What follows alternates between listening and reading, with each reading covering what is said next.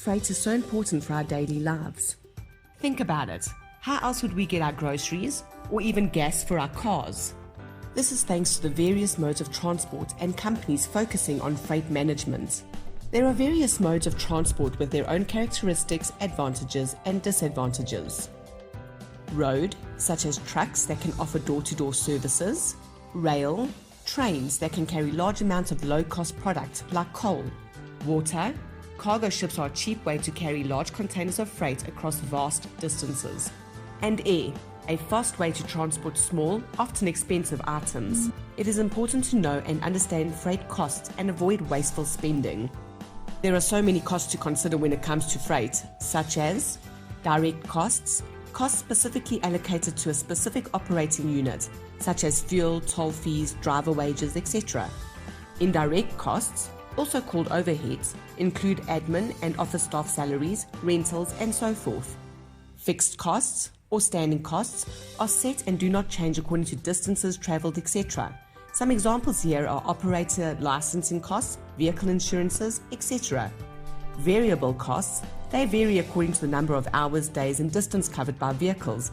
This also includes fuel, road charges, etc. To operate a fleet of trucks, two sets of costs are involved. Fixed costs, like depreciation cost of the vehicle or vehicle lease costs, crew salaries and wages, insurances, licenses, and other regulatory costs. And operating costs, fuel, maintenance, spares, tires, toll roads, etc. The carrier would calculate a rate per kilometre to ensure that these costs are all covered. Examples of these costings can be seen in your practitioner's guide. Route and load planning is an essential part of freight management. Planning the route means planning where the driver will drive to first and where he will end. Planning the load means packing the vehicle efficiently and to match the route. For example, the route will stop at company ABC first, therefore the cargo needs to be loaded in the vehicle last. Some companies handle their freight management internally, while others use external logistics providers known as PLs. Here, a company can choose between 3PL, 4PL, 5PL, and even 7PL, depending on their requirements.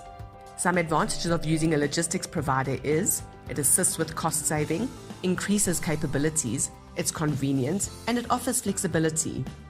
Disadvantages, however, include company loses direct control, the company may become too dependent on the logistics provider, distance between logistics provider and the company, and potential loss of reputation. Knowing freight options and costs is all part of being an effective supply chain practitioner.